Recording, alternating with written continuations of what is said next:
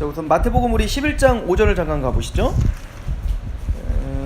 어차피 말이 나왔으니까 마태복음 11장 5절 말씀을 보고 마태복음 좀 맥 한번 잡고, 그리고 우리 25장부터 이제 마지막까지 아마 간단하게 좀 정리를 하지 않을까 싶은데요. 마태복음 11장 5절, 세례 요한이 의심하면서 사실은 제자를 지금 감옥에 갇혀 있는 세례 요한이 예수님께 물어보는 거예요. 이렇게 물어보죠. 11장 3절부터 보면요, 2절부터 보면, 요한이 옥에서 그리스도께서 하신 일을 듣고 제자들을 보내어 예수께 여짜오되 오실 그이가 당신이오이니까 우리가 다른 일을 기다리오리까. 그러니까 분명히 이제 세례 요한은 예수님께서 행하실 일들이, 메시아가 오시면 행하실 일들을 적어도 하나님이 알려주신 만큼 알고 있었어요. 그게 뭐냐면, 요한복음에 보면은 그래서 그 세례 요한이 예수님을 향해서 뭐라고 하냐면 세례를 주시잖아요. 세례를 받고, 세례를 받은 예수님이 걸어가니까 뭐라고 하냐면, 보라 세상 죄를 지고 가는 하나님의 어린 양. 그러니까 세례 요한은 죄를 해결하는 메시아로서 예수가 오신다는 걸 알았죠.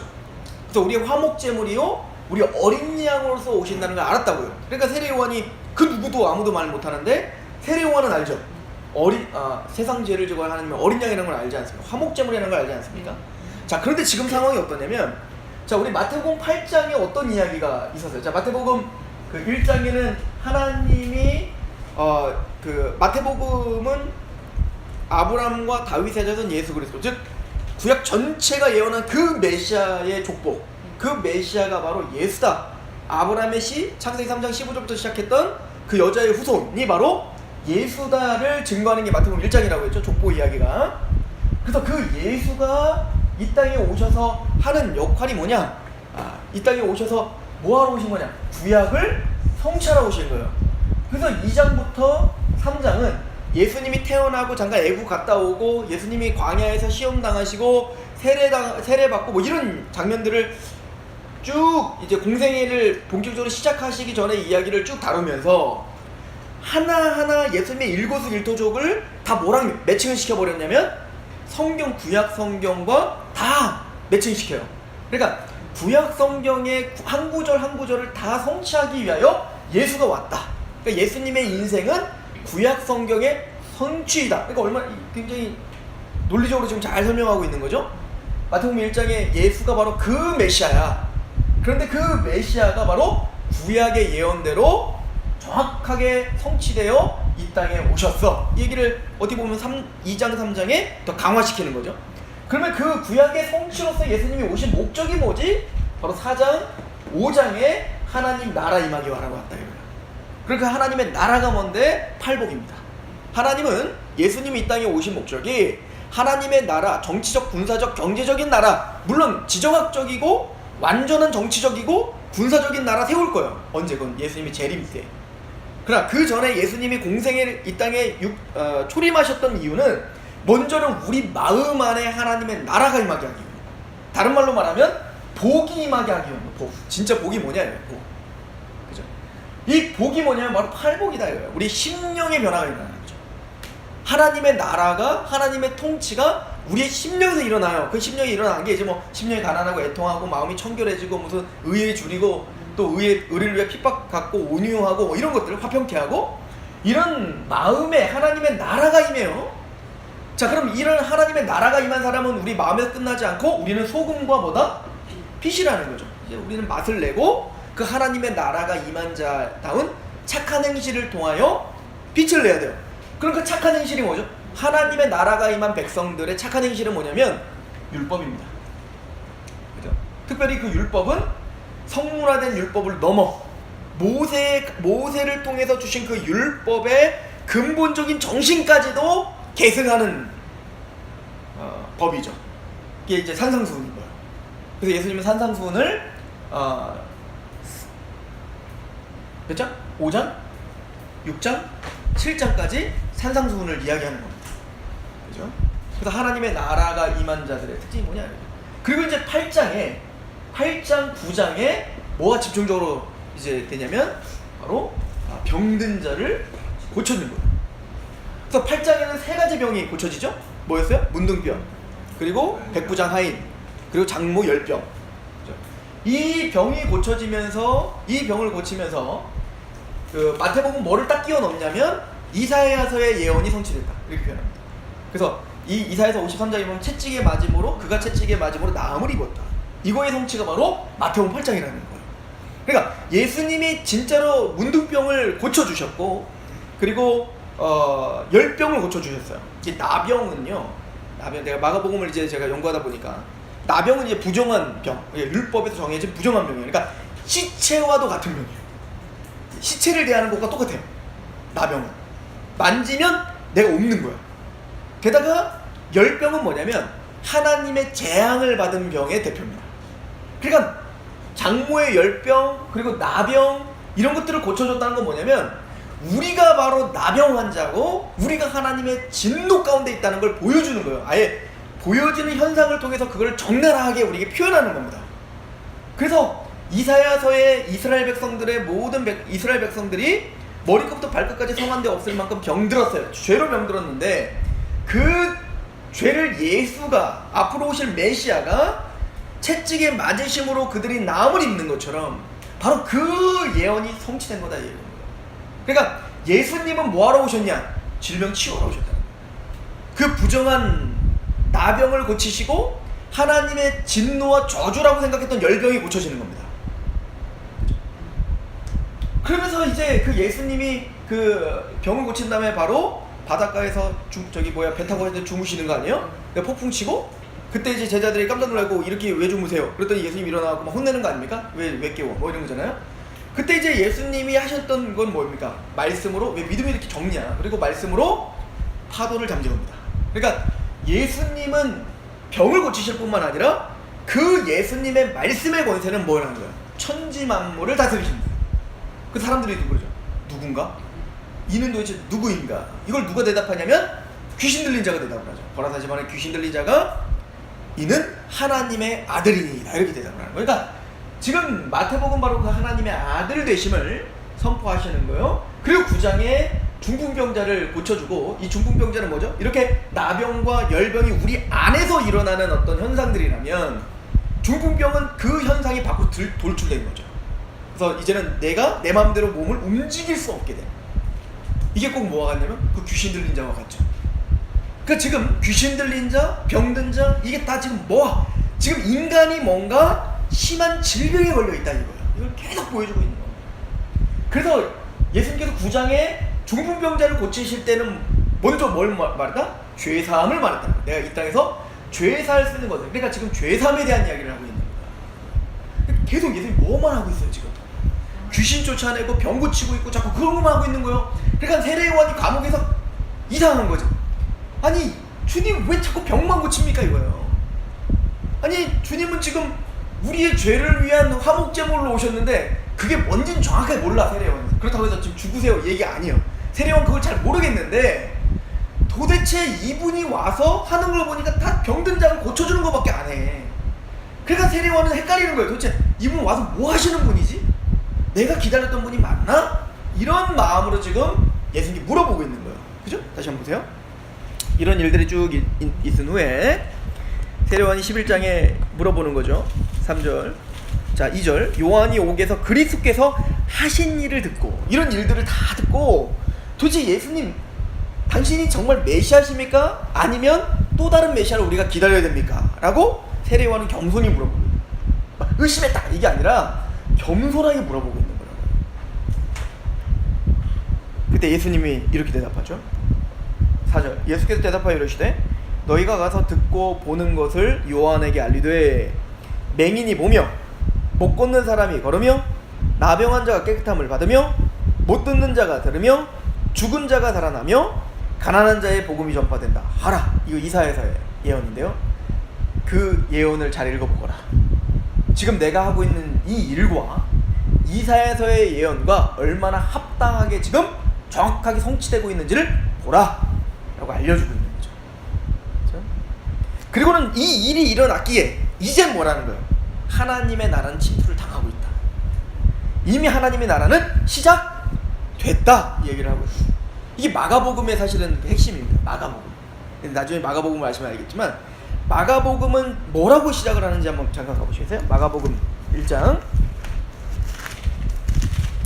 마태복음은 어떤 족보와 그 메시아 또 그 메시아가 행하는 일들, 이거에 굉장히 집중합니다. 물론 마가복음도 그것을 집중합니다만 마가복음은 좀 더 크게 그것을 설명을 한대요. 마가복음 1장 1절에 하나님의 아들 예수 그리스도의 복음의 시작, 이렇게 표현하죠. 복음의 시작. 이 복음이 뭔데요? 14절 보세요. 요한이 잡힌 후에 예수께서 갈릴리에 오셔서 하나님의 복음을 전파하여 이르시되, 자, 복음을 전파했는데 뭐라고 이르시는지 보세요. 때가 찼고 하나님 나라가 가까웠으니 너희는 회개하고 복음을 믿으라. 하나님의 나라에 대한 일. 하나님의 나라가 침투에 들어온 거예요. 이제 하나님의 나라가 드디어 임한 겁니다. 무엇을 통해서? 예수님이 이 땅에 오심으로 이미 하나님의 나라는 시작된 겁니다. 그죠? 그걸 뭘로 보면 알아요? 못 보던 자가 눈을 보게 되고, 병든 자가 일어나고, 가난한 자가 해방이 선포되고, 이런 일들을 통해서 지금 그 일들이 진행되고 있다라고 하는 것입니다. 그러면 병든 자가, 여기 보면 맹인이 보게 되고, 병든 자가 치유를 얻고, 가난한 자에게 복음이 선포되고, 얽매인 자들에게 해방이 되고, 이 얽매였다는 게 뭘까요? 바로 우리는 이렇게 죄와 사단의 권세에 얽매여 있다, 이 얘기인 거예요. 근데 예수님이 이 땅에 오심으로 말미암아 죄와 사단의 권세를 어떻게 했다? 부셔버렸다. 그리고 우리가 어떻게 했다? 해방시키는 메시아로서, 하나님의 나라를 임하게 하는 메시아로서 주님이 오셨다, 얘기를 한다고요. 자, 우리 12장 가보시죠. 그래서 바로 다음에 이제 이런 이야기가 있는 거예요. 12장에 가면 바알세불 논쟁이죠. 제가 이걸 굉장히 중요하다고 얘기했죠. 27절, 12장 27절. 또 내가 바알세불을 힘입어 귀신을 쫓아내면 너희의 아들들은 누구를 힘입어 쫓아냈느냐? 그러므로 그들이 너희에게 재판관이 되리라. 그러나 내가 하나님의 성령을 힘입어 귀신을 쫓아내는 것이라면 하나님 나라가 이미 너희에게 어떻게 했다? 임했다. 이미 성령을 통하여 지금 하나님의 나라를, 하나님의 통치가, 하나님의 다스림이 시작됐다. 선표하죠. 그래서 29절에 사람이 먼저 강한 자를 결박하고 하지 않고서야 어떻게 그 강한 자의 집에 들어간 그 세간을 강탈하겠는가? 이미 천국은 침노를 당한 겁니다. 이미 어떻게 활짝 열려버린 거예요. 왜? 누가 열은 거예요, 이거? 예수님이 부셔버린 겁니다. 예수님께서 그 새 빗장을 부셔버리고 들어오신 거예요. 그래서 열어놓은 겁니다. 이제는 믿음으로 침투하여 들어오면 그가 하나님 나라가 되는 거예요. 그럼 믿음으로 침투하여 들어온다는 얘기가 뭘까요? 이게 다 병든 사람들, 가난한 여인, 또 그 아이들, 이 사람들이 다 지금 침투하고 있는 겁니다. 막 거의 대부분 예수님께 오는 사람들은 다 뭐죠? 다 괄시받고 조롱받고, 막 예를 들어서 아이들 하면 애들은 가 그러잖아요. 그런데도 불구하고 예수님은 올려오니까 예수님은 애들을 영접하시지 않습니까? 또 이 병든 자, 다윗의 자손이여, 막 소경이 막 주님을 부릅니다. 그랬더니 사람들이 조용히 해라. 그런데 어떻게 하죠? 그래도 예수님 볼 때까지 어떻게 하는 거예요? 가는 겁니다. 이게 지금 침투하고 있는 거죠.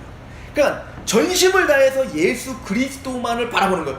가나안 여인이 딱 좋은 케이스죠. 이 가나안 여인도 보십시오. 지금 가나안 여인이요, 말 그대로. 그러니까 더러운 여인입니다. 그런데 그 더러운 여인이 그 누구도 이제 갈아먹어. 예수님을 갈아먹죠. 나는 너 같은 개에게는 내가 빵을 줄지 못한다, 뭐 이렇게 됐죠. 떡국물도 안 줘. 그랬더니 그 가나안 여인이 어떻게 하죠? 맞습니다. 죽은 개와 같지만 그런 나에게도 주인은 개들에게 떡에 부스러기도 주지 않습니까? 맞습니다. 난 죽은 개인데 그런 나에게 주십시오. 지금 뭐예요? 침투에 들어오는 거예요.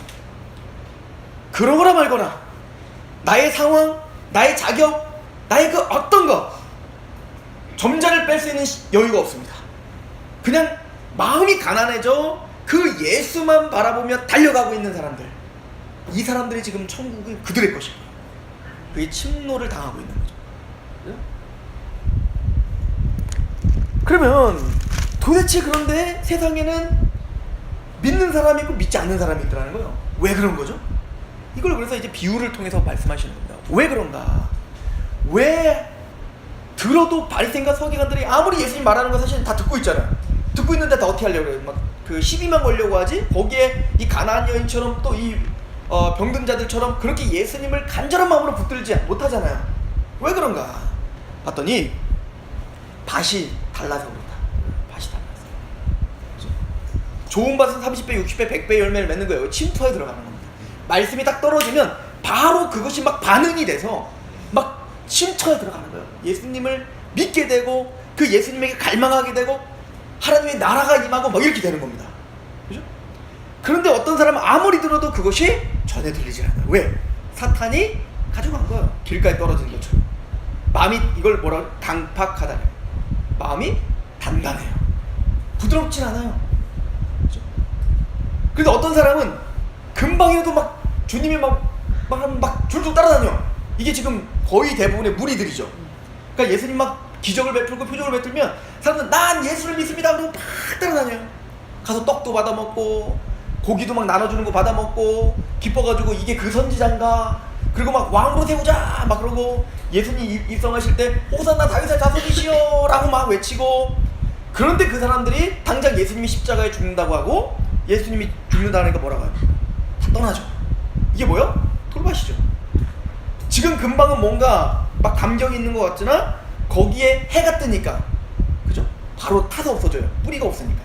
이건 뭐죠? 고난과 핍박이 오니까 바로 예수를 포기해버리죠. 또 가시덤불은 뭐죠? 재리의 유혹이죠. 그러니까 이 세상의 유혹에, 또 이 세상의 유익에 맞지 않아. 내가 예수를 따라다니는 것이 나에게 유익이 되지 않아. 그럼 당장 버려버리는 거죠. 이게 지금 가시덤불이죠. 그러면 우리는 어쩌다가 이렇게 알게 된 거지? 우리가 기경을 잘했나? 그러므로 이제부터 여러분들 마음판을 기경하십시오 라고 하는 거예요. 이건 뭐와 똑같냐면 밥 보고 니들은 잘 열매를 맺을수록 기경해라! 이거랑 똑같은 거예요. 누가 기경해야 돼요? 씨 뿌리는 사람이 기경해야죠. 하나님이 기경하시는 거예요. 이걸 하나님이 주권을 지금 상징하죠. 주권. 그가 보아도 보지 못하고 들어도 듣지 못해요. 왜죠? 이건 하나님의 주권에 달려있는 거기 때문에. 그게 이건 하나님의 주권, 절대 주권인 거예요. 그래서 사도행전을 한번 잠깐 가보죠. 사도행전 13장을 보세요.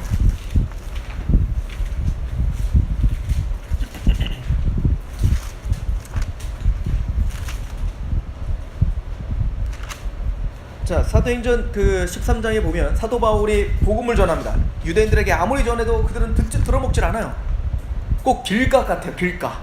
그런데 이방인들은 들어요. 그죠? 그래서 사도 바울이 복음을 전합니다. 그랬더니 46절, 바울과 바나바가 담대히 말하여 이르되 하나님의 말씀을 마땅히 먼저 너에게 전할 것이로되 너희가 그것을 버리고 영생을 얻기에 합당하지 않은 자로 자처하기로 우리가 이방인에게로 향하노라. 주께서 이같이 우리에게 명하시되 내가 너를 이방인의 빛으로 삼아 너로 땅끝까지 구원하게 하리라 하셨느니라 하니, 이방인들이 듣고 기뻐하여 하나님의 말씀을 찬송하며 영생을 주시기로 작정되는 자는 다 믿는 거예요. 이건 뭐죠? 하나님이 그들의 마음을 기경해 놓으셨다. 그러니까 다른 말로 말하면요, 이런 식으로 보셔야 돼요. 우리가 지금 하나님의 말씀 앞에 천국을 침노하는 자처럼 간절한 마음으로 심령이 가난하여 주님을 지금 찾고 계십니까? 그리고 그 예수 그리스도만이 우리의 구원자라는 것이 정말 믿어지시고 그것 때문에 하나님을 예배하는 열매가 드러나고 그것 때문에 우리 마음이 의에 줄이고 목마르게 됐습니까? 하나님이 우리 마음을 기경시켜 주셨다고 말하는 거예요. 그래서 이거를 마태복음에 뭐라고 이야기하냐면요, 저 지혜로운 자에게는 감추시고 어린아이와 같은 자에게 우리에게 알게 하신 것을 감사하나이다. 예수님이 그렇게 기도하시죠. 그러니까 누가 알 수 있는 거예요? 누가? 어린아이와 같은 자가 이걸 알 수 있는 거예요. 그 어린아이라는 것은 뭐냐면 이게 마태복음 18장의 이야기예요. 한번 가보세요. 자, 이런 지금 용어들을 지금 잘 정리하는 걸 잘 따라오셔야 됩니다. 왜냐면 마태복음 25장을 해석할 때 굉장히 중요한 그 해석의 도구들이 되기 때문에 그렇습니다. 자, 마태복음 18장에 가면, 자 18장부터 계속 이제 논쟁은 뭐냐면 누가 더 크냐는 거예요. 그러니까 예수님은 이제 뭐 하는 거예요? 내가 이제 죽으러 왔다. 사람들 한쪽 표적을 구하니까 예수님 뭐래요? 나는 음란한 내가 표적을 구한다. 내가 진짜 보여줄 표적은 뭐밖에 없다. 요나의 표적은 뭐죠? 십자가와 부활이에요. 그 십자가 부활 외에는 그 표적 보여줄 게 없다. 그러니까 무슨 얘기냐면요, 지금 죄사는 막 표적을 보여주고 막 사탄을 쫓아냈잖아요. 예수님이 두 번째로 하신 거잖아. 그래서 이걸 통해서 지금 마태는 뭐를 강조하고 있죠? 바로 우리의 죄됨, 우리가 하나님의 진노 아래에 있음, 우리는 우리 스스로 자유가 없음, 우리는 뭔가 죄되어 얽매여 있음. 뭐에? 사탄에, 죄에. 그래서 예수님이 그 사단과 죄의 권세를 밟으러 오셨어요. 그래서 예수님이 강한 자를 결박하고야 하나님의 나라가 임한다. 그리고 그 세간을 강탈한다 이거예요. 그러면 그렇게 죄와 사단의 권세에서 우리를 해방해요.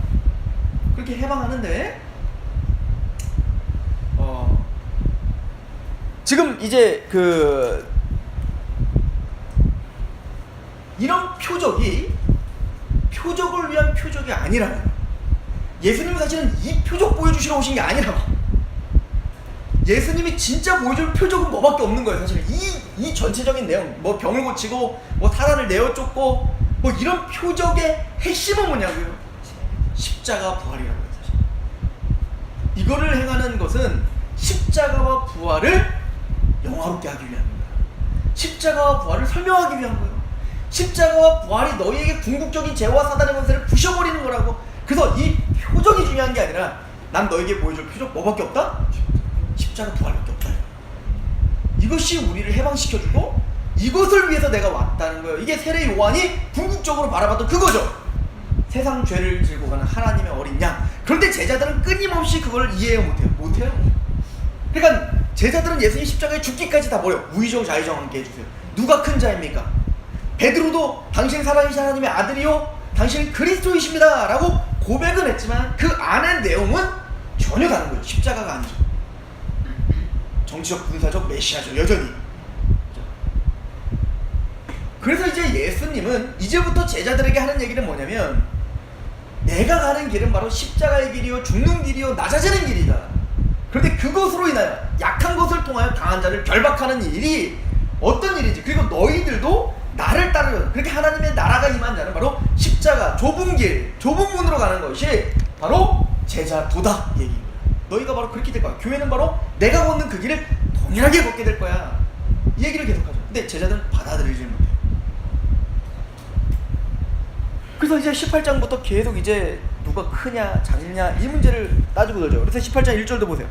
그때 제자들이 예수께 나와 이르되 천국에서 누가 큽니까? 이거 갖고 싸우는 거예요. 그때 예수님이 어린아이 데려다가 어떻게 하죠? 4절에 그러므로 누구든지 이 어린아이와 같이 자기를 낮추는 자. 이 어린아이의 비유는 바로 자기를 낮춤에 있는 거예요. 낮춤. 어린아이는요 혼자 놔두면 죽는 거예요. 그냥 혼자 아무것도 할 수 없는 겁니다. 어른을 철저히 100% 의지하는 거예요. 애들을 키워보니까 이제 알겠더라고요. 그죠? 어린아이란 그 어린아이의 마음이 되어서 예수님이 아니면 하나님이 아니면 죽습니다를 아는 거예요. 그래서 본능적으로 하나님만을 의지하는 자들, 이 사람들이 어린아이예요. 그래서 6절에 뭐라고 말하죠? 누구든지 나를 믿는 이 작은 자, 이게 소자예요. 작은 자, 소자. 요거 고유명사처럼 기억하셔야 됩니다. 지금 마태복음 전체가 지금 이 얘기하고 있었잖아요. 누가 작은 자예요? 누가 어린아이입니까? 바로 그 병든 자들, 또 어린아이들, 또 우리와 같이 오직 예수를 심령이 가난하여 예수님만을 믿고 있는 천국을 침노하는 자들, 이들이 바로 어린아이들이에요. 그죠? 그래서 예수님 뭐라고 하죠? 11절 우리 8절 만일 내 손이나 내 발이 너를 범죄하게 하거든 찍어내버리라. 장애인이나 단전는 자로 영생에 들어가는 것이 두 손과 두 발을 가지고 영원한 불에 던져지는 것보다 낫다. 만일 내 눈이 너를 범죄하게 하거든 빼어버리라. 한 눈으로 영생에 들어가는 것이 두 눈 가지고 지옥불에 던지는 건 낫다.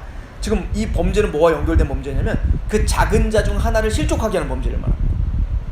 그래서 위에 보면 7절 실족하게 하는 일들이 있음으로 말미암아 세상에 화가 있도다.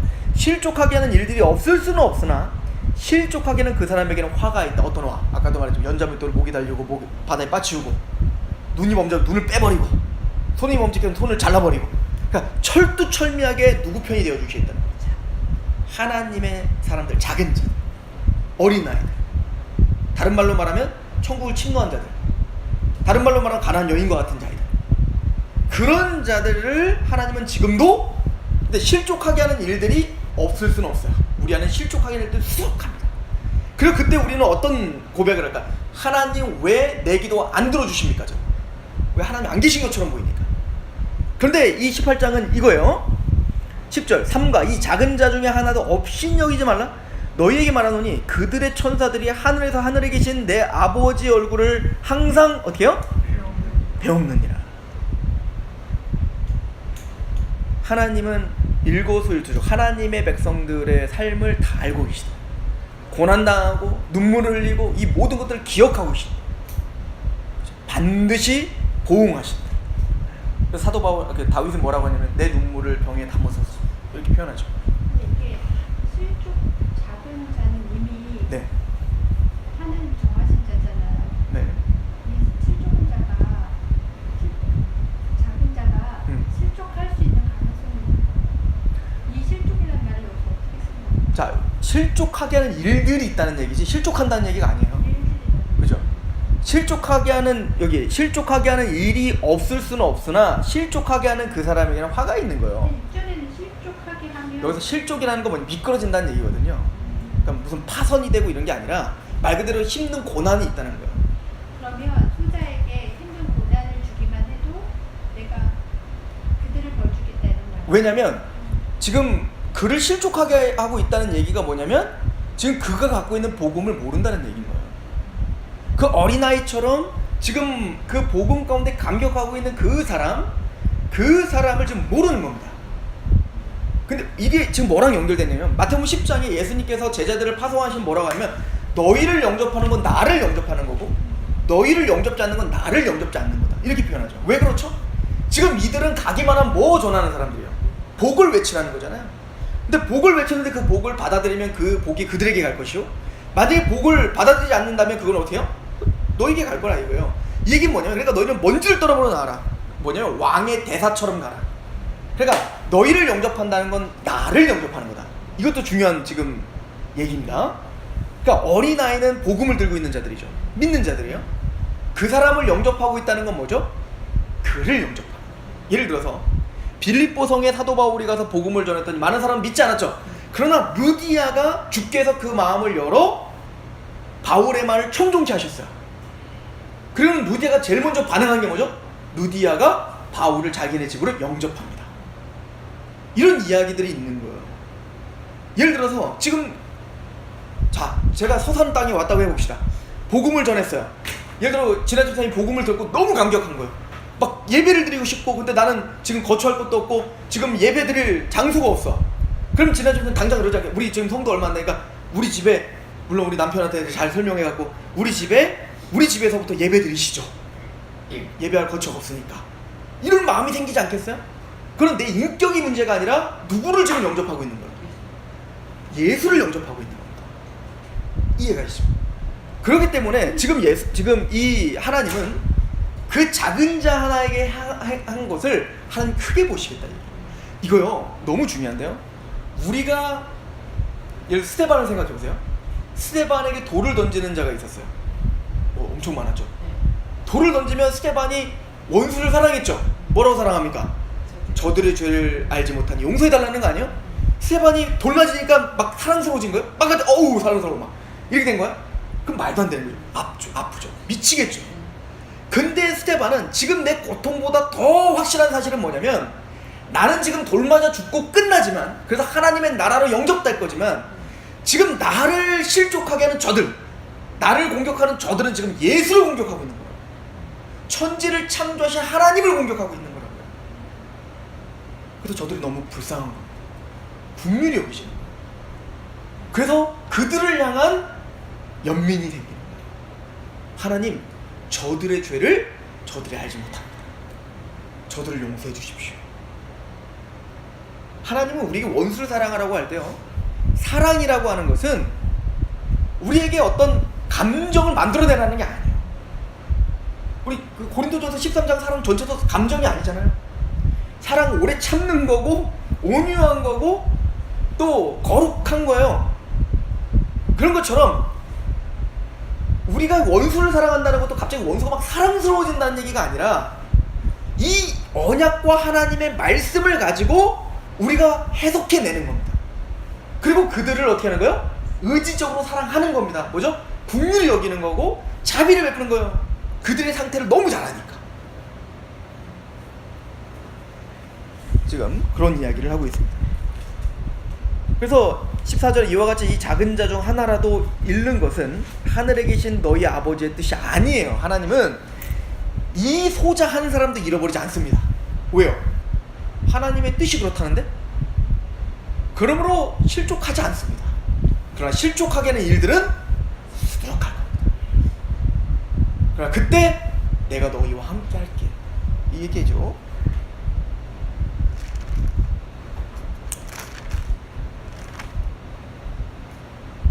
그리고 사실은 이제 이게 뭐랑 연결되면, 이거 사실은 그때 18장 할 때 좀 우리가 했던 건데 우리가 또 잊어버린 것 같으니까 다시 한번 가보시면, 이 이야기와 뭐가 연결되어 있냐면요, 형제가 범죄하거든 교회가 어떻게 처리해야 되는지를 이야기합니다. 근데 그 실족하게 하는 일이 어디에도 있을 수 있어요. 교회 안에서는 이게 답답한 거예요. 차라리 세상은 주님 저 불쌍한 영혼을 이렇게 하면 되는데, 이 교회는 어차피 쟤도 구원받은 사람, 나도 구원받은 사람인데 이게 이제 문제가 되는 거죠. 힘들죠. 그러면 실족하는 일이 있어. 그럼 교회는 가만히 있어야 되나? 그거 아니에요. 먼저는 아니에요. 기도가 아니고 그 공정하게 같이 볼 수 있는 몇 사람이 같이 가서 개인적으로 권고해야 되는 겁니다. 그렇게 하면 안 됩니다. 성도들이 실족합니다. 그렇게 하면 교회가 실족합니다. 그렇게 하지 마십시오 라고 해야 돼요. 그래서 그 사람이 만약에 회개를 하면 형제를 얻은 거죠. 근데 만약에 얘가 완고하게 이걸 어떻게 해요? 거부하면 어떻게 될까요? 그때는 교회에게, 그래서 교회가 치리해야 돼요. 그죠? 여기 보면 이제 그래서 18장에 그래서 이제 15절부터 쭉 나오죠. 그래서 15절에 내 형제가 죄를 범하거든 가서 너와 그 사람과만 상대하고 권고하고, 만일 들으면 내 형제를 얻은 것이고, 만일 듣지 않으면 한두 사람, 첫 번째는 개인적으로, 두 번째는 한두 사람 데리고, 그 다음에는 17절 만일 그의 말도 듣지 않거든 교회에게 말하고, 교회의 말도 듣지 않으면 어떻게 돼요? 이방인처럼 세례인처럼. 이건 뭐죠? 버려버려라 이 얘기가 아니고 출교시키라는 얘기인데, 이건 나중에 이제 사도 바울이 좀 더 자세하게 얘기해요. 출교의 근본적인 정신은 뭐냐면 그렇게 해서라도 충격을 주라는 거예요. 내가 지금 얼마나 심각한 죄를 범했는지 알게 하라는 거예요. 그래서 그 사람이 회개하여 돌아올 수 있기만 한다면 잠깐 사단에게 내어주는 것도 괜찮다, 이렇게. 왜? 어차피 택함 받은 자면 데려올 거니까. 하나님이 잃어버리지 않는 게 하나님의 뜻이잖아요. 하나님을 의지하고 그 영혼을 사랑하는 마음으로 치리하라는 얘기. 그런데 그 모든 교회의 치리의 정신은 뭐냐면 벌 주기 위함이 아니에요. 18절 진실로 너에게 이르노니 무엇이든지 너희가 땅에서 매면 하늘에서 매일 것이요, 무엇이든지 땅에서도 풀면 하늘에서 풀리라. 그러니까 교회의 권세예요. 이게 교회의 권세를 말하는 겁니다. 이거 지금 진실로 다시 너희에게 이르노니 너희 중에 두 사람이 이 땅에서 합심하여 무엇이 구하면 하늘에 계신 내 아버지께서 그들을 위하여 이루게 하시리라. 두세 사람이 내 이름으로 모인 곳에 나도 그들과. 교회는 그러므로 권세가 있다. 그러므로 그 교회의 징계와 치리의 권위에 사실은 다 복종하라는 얘기인 거예요, 지금 문맥적으로. 그런데 교회는 그 권세를 활용할 때 어떻게 활용해야 되죠? 21절과 연결된 겁니다. 어떻게? 그때 베드로가 나와 이르되 주여 형제가 내게 죄를 범하면 몇 번이나 용서합니까? 라는 얘기를 합니다. 이 얘기를 할 때 그럼 몇 번이나 용서하면 됩니까? 그때 뭐라고 해야 돼요? 70번씩 7번. 77에 49, 490번만 딱 용서하라는 얘기예요? 끝까지. 무슨 얘기죠? 교회의 원래 정신, 치리의 정신은 용서에 있다는 거예요. 끝까지 용서하고 형제를 돌이키게 하는 거. 이걸 잊지 말라는 겁니다. 치리를 위한 치리 없는 겁니다. 실족하게 하는 일은 하나님이 처리하실 겁니다. 우리가 해야 될 일은 용서인 거예요. 굉장히 중요한 얘기를 하고 계시는 거죠. 근데 왜 우리가 용서가 안 될까요? 그래서 달란트 비유가 있는 거예요. 그래서 1만 달란트 빚진 자가 100데나리온인가? 100데나리온 빚진 자를 용서 못 하잖아요. 왜 용서 못 하는 겁니까? 지금 여기 보니까 10,000달란트면 얼마? 1조 정도 돼요. 넉넉히 1조 만져보신 적 있어요? 우리 아버지가 1조가 있대. 그럼 그렇대? 별로 감흥이 없죠. 야, 네 아버지가 1조 빚졌대. 너 큰일 났어. 그럼 너 몰라. 어떻게 해? 그거 어떻게 하라고. 감이 없죠. 1조를 탕감받은 게 너무 큰 일인데 우리에게는 우리가 상상할 수 없는 돈이에요. 근데 그걸 탕감받은 게 피부로 안 느껴져. 근데 100데나리온은 한 데나리온이 품삯이니까 100데나리온은 한 1000만 원 정도 되는 거죠. 그러니까 1000만 원이면 어때요? 피부로 화가 났죠. 차도 바꿀 수 있죠. 차도 더 좋은 걸 업그레이드 시킬 수 있고. 하여튼 내 자녀 좀 더 이거 피부로 와닿는 거예요. 그러니까 보세요. 우리가 지금 용서 못하는 대부분의 죄들은 다 이런 것들이죠. 피부로 와닿는 거. 그러니까 가족끼리 성도 안에 또 그 바깥에 짜지락찌지락 하는 걸 용서 못하는 거예요. 우리는. 이게 지금 잘못됐다는 게 아니라 이게 우리라는 거예요. 왜 우리가 그럼 용서 7번씩 70번씩 우리는 용서를 못할까요? 우리는 이런 존재입니다. 이렇게 무식한 겁니다. 이렇게 우리는 하나님의 그 큰 사랑을 이해할 수 없는 자들이에요. 근데 감히 누가 크다고 할 수 있겠어요? 사람들이 누가 감히, 나는 우의정 좌의정 누가 감히 그런 얘기를 할 수 있겠냐고. 내가 믿음이 있다고 과연 내가 큰 자입니까? 제가 큰 자입니까? 누가 감히 그런 얘기를 할 수 있겠냐고요. 지금 누가 큰 자이냐는 논쟁하는 중에 지금 이 얘기를 하고 있다는 걸 기억하셔야 됩니다.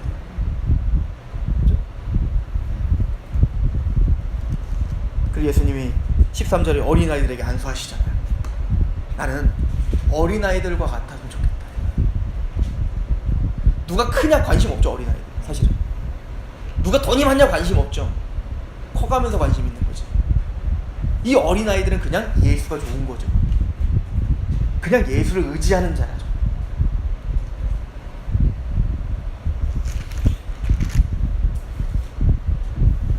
이런 이야기들을 쭉 이어서 하고 있었던 겁니다.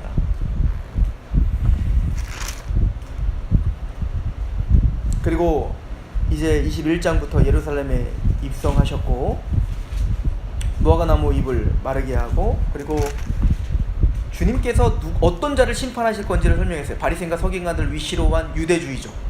그죠? 그 종교적 형식주의에 빠져버린 그들, 스스로 그리고 크다 자랑하는 자들. 저는 이걸 종교의 거품이라고 하는데요. 신앙의 거품이 있는 자들. 마지막 다 심판받습니다. 이 얘기를 하죠. 그래서 그 이야기는 우리가 이미 23장의 바리새인을 꾸짖으면서 우리가 자세하게 나눴습니다. 그죠? 외식. 그래서 7가지 화를 이야기를 했었어요. 그래서 제가 좀 정리를 하면 첫 번째 화는 13절부터 보는 외식. 그리고 두 번째는 잘못된 열심. 그죠? 막 선교를 하는데 제대로 진리를 모르니까 어때요? 배나 지옥 자식 만들죠. 진리에 대한 무지함. 그 세 번째는 헛된 맹세. 눈먼 인도자. 그러니까 자기는 알지도 못하면서 사람들 막 이끌려고만 하고 배우려고 하지도 않고 교만이죠. 네 번째는 의와 국률과 믿음은 저버리고 형식에만 치우쳐버리는 신앙. 그리고 다섯 번째는 탐욕과 방탕. 하나님을 믿는다고 하면서 탐욕과 방탕에 이끌려 사는 자들이죠. 높아지기를 원하고. 여섯 번째는 철저한 외식과 허영입니다. 허영심이 가득하죠. 난 뭘 했네, 뭘 봤네.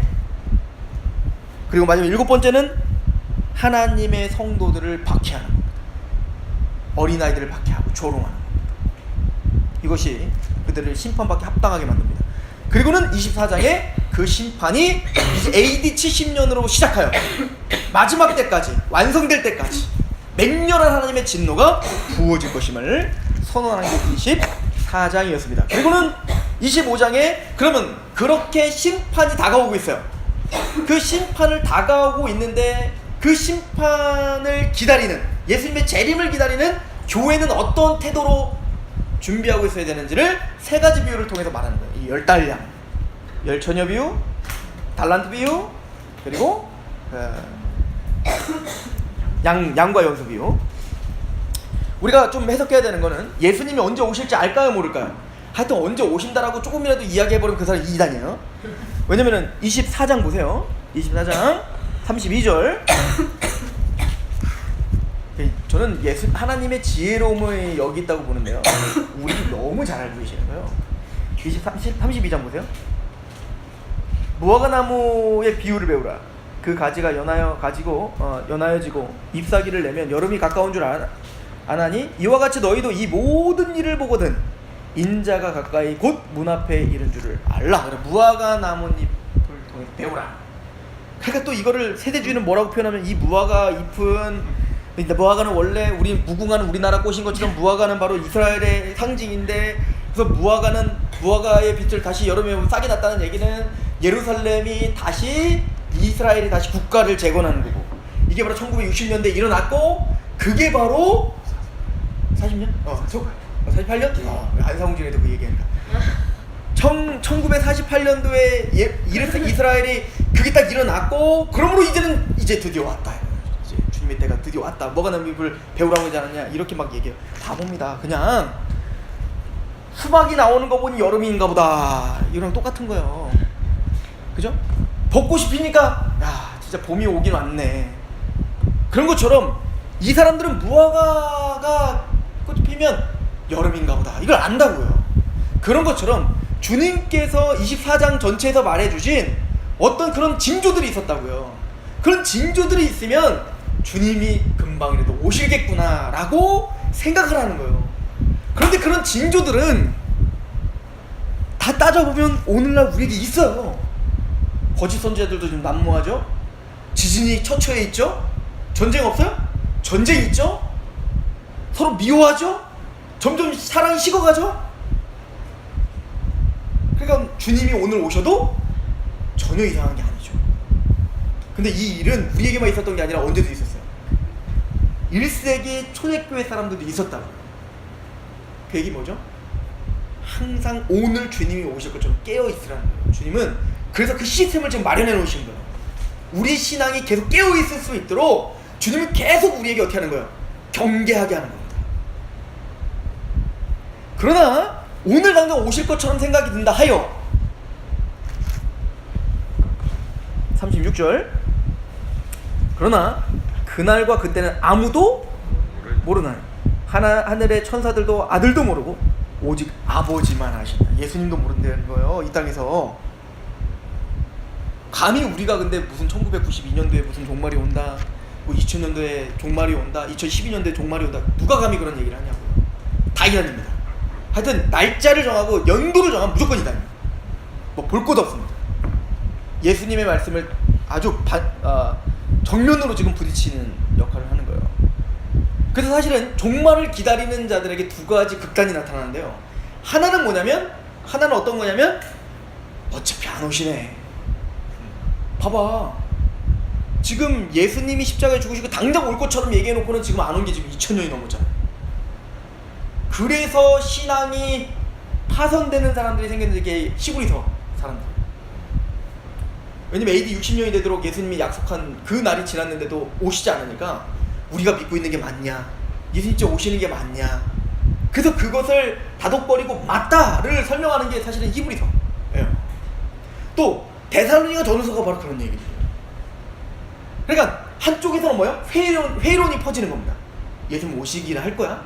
예수님이 오신다는 약속이 거짓인 거 보니 성경 자체가 거짓인 거, 이렇게도 나갈 수가 있겠죠. 이게 한쪽이 극단이에요.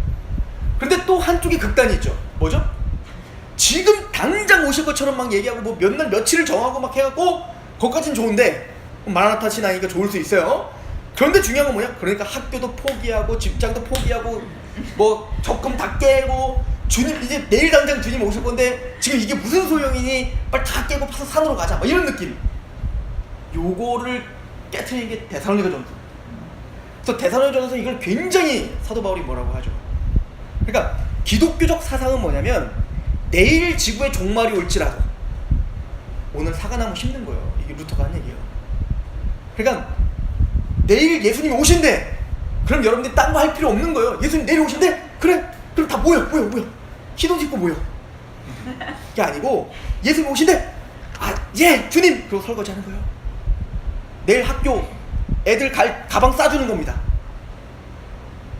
주님이 오늘 나에게 하라 하신 그거, 그 일, 주님 앞에서 최선을 다해서 하는 겁니다. 이게 성도다라고 말하는 거죠. 그러니까 종말을 기다리는, 이 재림을 기다리고 있는 하나님의 백성들의 태도는 그럼 어찌해야 되는가? 이걸 세 가지 비유를 통해서 말씀하는 거예요. 첫 번째 뭐냐? 열처녀 비유. 이거 사실 해석하기 조금 난해하긴 합니다. 왜냐면 우리는 이렇게 딱 해석했으면 좋겠어요. 열처녀 비유가 다섯 처녀와 다섯 처녀가 있잖아요. 아, 열과 열인가? 다섯이죠. 다섯 처녀와 미련한 처녀 다섯, 슬기로운 처녀 다섯이 있어요. 근데 그 사람들은 똑같이 등을 들고 있어요. 근데 다섯 처녀는 예비 기름을 준비하지 않았고 이쪽 처녀들은 예비 기름을 준비했어요. 그랬더니 이 처녀들이 이제는 올 때가 됐는데 안 오는 거 보니까 이 처녀들이 뭐라고 합니까? 야, 예비 기름 빌려줘. 근데 안 돼. 괜히 네 거 빌려줬다가 그거 빌려줬는데 너나 나나 다 꺼지면 안 되잖아. 그러니까 너는 빨리 가서 사와, 이 얘기인 거잖아요. 근데 갔더니 이게 살 데가 있나? 그러니까 우리는 비유를 생각할 때 어떻게 생각하려고 하냐면 등은 뭐지? 빛은 뭐지? 돈다는 건 뭐지? 기름은 뭐지? 자꾸 뭔가 그 단어 맞추기를 하고 싶어 한다고요. 근데 예수님이 가르쳐주는 비유들은 단어 맞추기가 중요한 게 아니라 전체적인 내용이 중요한 거예요. 지금 뭔 얘기하는 거니? 이게 중요하다고요. 여하튼 지금 뭐냐면 예비 안 하고 있다는 거예요. 이 사람들, 이 슬기로운 처녀들은. 결론은 뭐냐면 주님의 재림이 지금 당장 올 거라고만 생각했다. 근데 그게 딜레이 된 겁니다. 그것도 어떻게 된 거예요? 지쳐 떠난 겁니다. 제대로 된 신앙이 아니라는 얘기예요. 준비되어 있지 않았다는 거죠. 그럼 슬기로운 처녀는 뭐예요? 언제 오실지 모른다는 걸 알았던 거예요. 그래서 자기가 할 수 있는 만큼 최선을 다 평생 오지 않아도 되는 거야, 이 사람들은. 그러나 어쨌든 기다리라고 했기 때문에 믿음으로 기다릴 수 있는 충분한 여유를 갖고 기다리는 거예요. 이게 신앙이에요. 신앙은 단거리가 아니라 장거리입니다. 이게 굉장히 중요한 거예요. 그러면 뭘 준비해야 되는 겁니까? 그 기름은 뭡니까? 뭐 기름이 말씀이니 성령이니 막 다 얘기해요. 뭐든 상관없어요. 그러나 적어도 그들은 마음이 준비되어 있는 거예요. 그러면 그 긴 동안 예수님은 언제 오실지 모르는 그 동안 뭘 준비하는 거죠? 그건 다음으로 넘기면 됩니다. 다음 비유가 얘기하고 있다고요. 뭘 준비하는 건데요? 어떻게 준비하는 건데요? 어떤 태도로 준비하는 건데요? 하나님이 나에게 맡기신 달란트가 있다면 그 달란트를 충성을 다하는 겁니다. 하나님 앞에. 이게 달란트 비유. 한 달란트, 두 달란트, 다섯 달란트 받은 사람이 있는데 한 달란트 받은 사람은 어떻게 했다는 거예요? 지금 그 얘기인가요? 맞죠? 맞아, 달란트죠. 한 달란트 받은 사람 땅에 숨겼다는 거예요. 그러나 두 달란트 받은 사람과 다섯 달란트 받은 사람은 어떻게 했다는 거예요? 장사해가지고 남겼다는 거예요. 지금 예수님이 한 달란트를 받은 사람을 책망한 것은 이윤을 남기지 않았기 때문이 아니에요. 중요한 건 지금 한 달란트 받은 사람은 구원받지 못한 사람입니다. 분명합니다. 왜? 밖에 내쫓기요? 이를 갈미 있기 때문에. 그럼 이 한 달란트 받은 사람은 뭐냐면 근본적으로 그 태도가 잘못됐어요. 뭐가 태도가 잘못됐죠? 지금 중요한 포인트는 여기 있는 거예요. 그죠? 주인에 대한 오해를 하고 있죠. 자, 23절 보세요. 25장 23절. 그 주인이 이르되 잘하였도다 착하고 충성된 종아, 내가 적은 일을 충성하였으면 내가 많은 것을 내게 맡기리니 내 주인의 즐거움에 참여할지어다 하고 한 달란트 받았던 자는 와서 이르되 주인이여, 당신은 굳은 사람이라 심지 않은 데서 거두고 해치지 않은 데서 모으는 줄을 내가 알았다. 이게 바로 바리새인들의 태도입니다. 하나님이 인색하다는 거예요. 내가 뭔가 행해야 된다고 생각합니다. 그리고 내가 뭔가 행해서 뭔가 이윤을 남겨야 그 주인은 나를 칭찬은커녕 그래야, 그러니까 없는 데서 막 빡빡 긁어갖고 지금 찾아가는 사람이라는 거잖아요, 주인을. 10개 줘놓고 막 20개 찾는 사람이라는 얘기잖아요. 그래서 뭐래요? 25절 두려워하여. 그래서 여기 보면 한 달란트 받았던 24절에 주인이여, 당신은 굳은 사람이라 심지 않은 데서 거두고 해치지 않은 데, 이거 악랄한 주인이야. 악덕업주. 씨도 안 주고 심지도 않았는데, 자, 저 땅에서 사과 따와. 사과도 없는데 그런 업주라고 생각하는 거예요.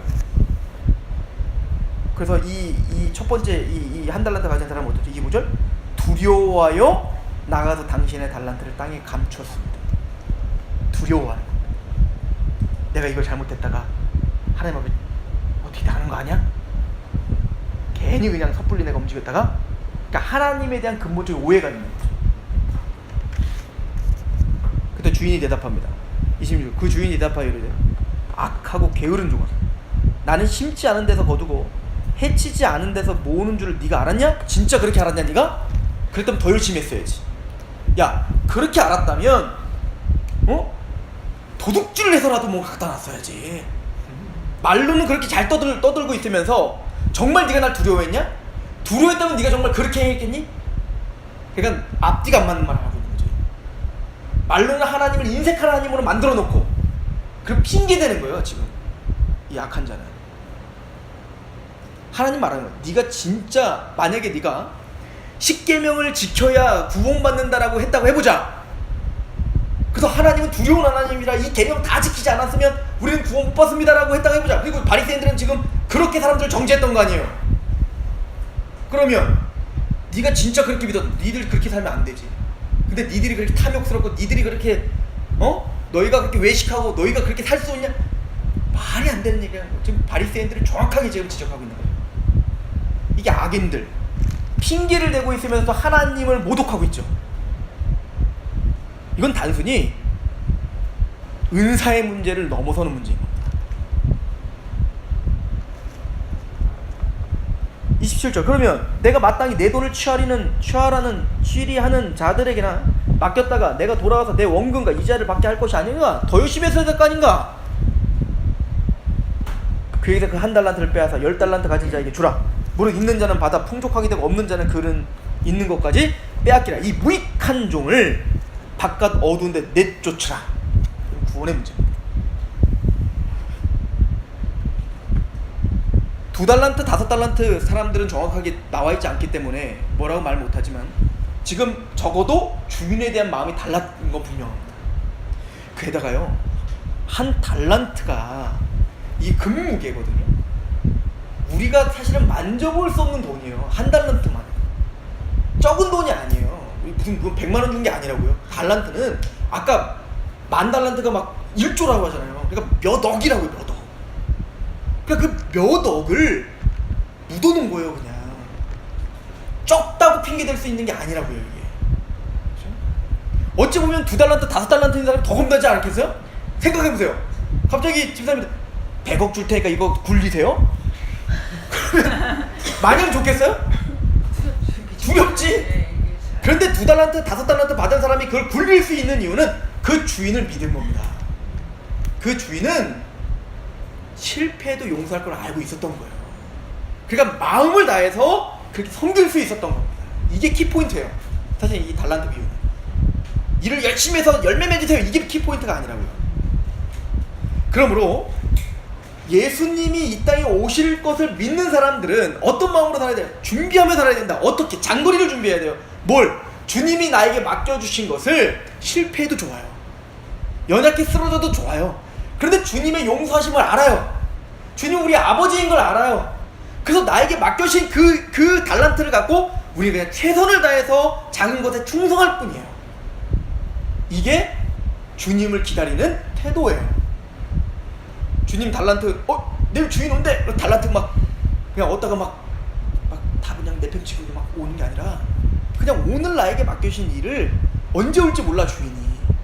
그러므로 그냥 작은 일에 충성을 다해라, 얘기를 하고 있는 거죠.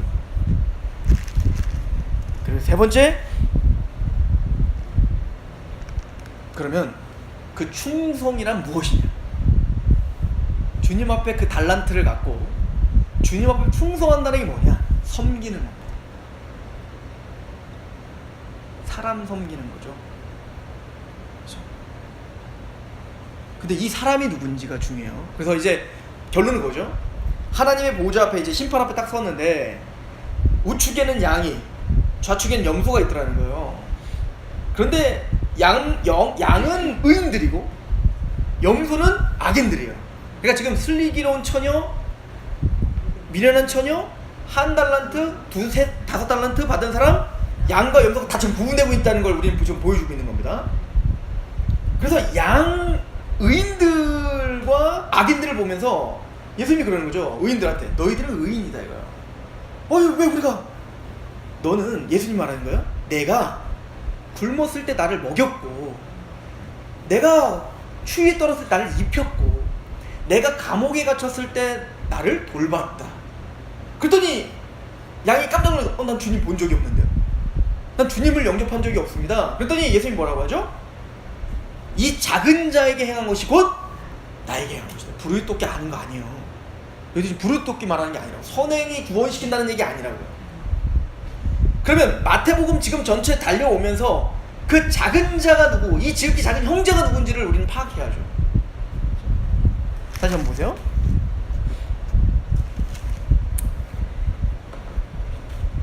32절 모든 민족을 그 앞에 모으고 각각 구분하기를 목자가 양과 염소를 구분하는 것 같이 구분할 겁니다.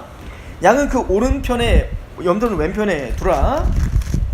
그때 임금이 그 오른편에 있는 자들에게 이르시되 내 아버지께 복을 받은 자들이여 나와 창세로부터 너희를 위하여 예비한 나라를 상속하라. 내가 줄일 때 너희는 먹을 것을 주었고 목마를 때 마시게 하였고 나그네 되었을 때 영접하였고 헐벗었을 때 옷을 입혔고 병들었을 때 돌보았고 옥에 갇혔을 때 와서 보았느니라. 이 의인들이 대답합니다. 도대체 내가 그렇게 한 적이 없는데요? 그랬더니 38절 어느 때에 내가 나그네 되신 것을 보고 영접하며 헐벗은 것을 보고 입혔나이까? 어느 때에 병든 것이나 옥에 갇힌 것을 보고 내가 배웠습니까? 임금이 대답하여 이르되 내가 진실로 너희에게 이르노니 너희가 너희 형제 중에 지극히 작은 자, 이 소자예요. 소자. 그러니까 어린아이 할 때 그 소자예요. 이 지극히 작은 자 하나에게 한 것이 내게 한 것이다. 이게 마태복음 10장, 아까 마태복음 11, 18장 다 연결된 겁니다. 이 소자는 누굽니까? 아까 이미 살펴봤죠? 예수를 믿고 있는 작은 자들 말이에요. 나를 영접하는 건, 너희를 영접하는 건 나를 영접하는 것이요 너희를 영접지 않는 것은 나를 영접지 않는 것이다. 그러므로 이 양들은 어떤 사람들이에요? 예를 들어서 빌립보 성도들이 딱 그 사람들이었죠. 사도 바울이 감사하죠. 빌립보 성도들에게. 내가 옥에 갇혔을 때 당신들이 나에게 연보를 했습니다. 나를 입혔습니다. 그걸 뭐라고 하냐면 당신들이 나와 복음에 함께 동참했습니다. 왜 사도 바울을 그렇게 영접한 겁니까? 왜 사도 바울을 그렇게 입힌 겁니까? 왜 사도 바울이 로마 감옥에 갇혔을 때 그렇게 전심을 다해서 연보했습니까? 사도 바울의 복음을 알았기 때문에, 예수를 영접했기 때문에. 여기서 말하는 소자는 아무나 말하는 게 아니에요. 바로 구원받은 하나님의 믿는 자예요. 근데 여기 보면 내 형제 중에 지극히 작은 자죠. 예수님의 형제 중이에요. 예수님의 형제가 뭔데요? 이것도 이미 앞에서 다 정리됐어요. 우리 마태복음 12장 가보세요.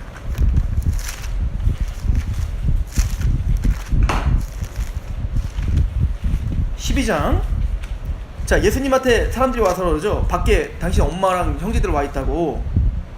그랬더니 예수님이 그러죠. 누가 내 엄마고 누가 내 형제야. 이렇게 돼버리잖아요.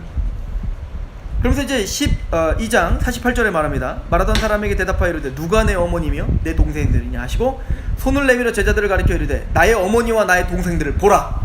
새로운 가족들이 형성됐다는 거예요. 영적 가족. 그렇다고 지금 예수님이 육적 가족을 무시한 게 아니에요. 끝까지 나중에 사도 요한에게 뭐라고요? 내 어머니다. 어머니 당신의 아들이니이다. 그리고 누구에게 부탁해요? 육적인 어머니를. 그러니까 사도 요한에게. 그러니까 예수님은 육적인 형제를 무시하는 게 아닙니다. 나중에 예수님은 부활하셔서 육적 형제인 야고보와 유다를 다 변화시켜서 나중에 기둥과 같은 역할을 하게 하지 않습니까? 야고보서 쓰게 하고 유다서 쓰게 하고. 그러나 예수님이 지금 하시는 얘기는 뭐죠? 50절 누구든지 하늘에 계신 내 아버지의 뜻대로 하는 자가 내 형제요 자매요 어머니라. 누가 예수의 형제입니까? 하나님의 뜻대로 행하는 자입니다. 어린아이입니다. 즉이 작은 소자입니다. 가나안 여인처럼 그 예수만을 믿고 예수만을 의지하는 하나님의 백성들입니다. 그들을 영접하는 건 곧 예수를 영접하는 겁니다. 우린 그래서 성도들을 섬깁니다. 왜? 주님을 섬기듯 섬기는 거예요. 그래서 내 옆에 있는 성도들을. 그렇죠? 그래서 이제 이렇게 결론 내리죠. 25장 44절에 그들 대답하여 이르되 주여 우리가 어느 때에 주께서 주신 것이요 목마른 것이나 나그네 되신 것이나 헐벗은 것이나 병든 것이나 옥에 갇힌 것을 보고 공양하지 아니하였습니까? 이에 임금이 대답하여 이르되 내가 진실로 너에게 이르노니 이 작은 자 하나에게 하지 아니한 것이 곧 내게 하지 아니한 것이니라 하시니라. 그들은 영벌에 의인은 영생에 들어간다. 주님의 재림을 기다립니다. 반드시 주님은 우리의 삶을 다뤄보실 겁니다. 그러면 우리는 무엇을 준비하며 살아야 됩니까? 그 때와 시기가 언제인지 우리는 모릅니다. 그러나 주님은 충분히 오늘도 주님이 오실 것처럼 모든 징조를 보여줬습니다. 그럼 어떻게 해야 되죠? 슬기로운 처녀처럼 언제 오실지 모르지만 항상 깨어 준비하는 마음으로 살아야 됩니다. 어떻게 해요? 그 2달란트 5달란트 가진 자처럼 하나님이 나에게 맡겨주신 은혜와 사랑으로 맡겨주신 그 사랑을 가지고 그게 실패해도 괜찮아요. 넘어져도 괜찮아요. 근데 주님이 나에게 맡겨주신 그 모든 것을 가지고 충성을 다하여 서 있어야 됩니다. 그리고 그 모든 걸 가지고 주님을 섬기듯 사람을 섬겨야 됩니다. 이게 하나님의 백성들의 깨어있는 삶의 태도인 거죠. 그것을 우리에게 말합니다.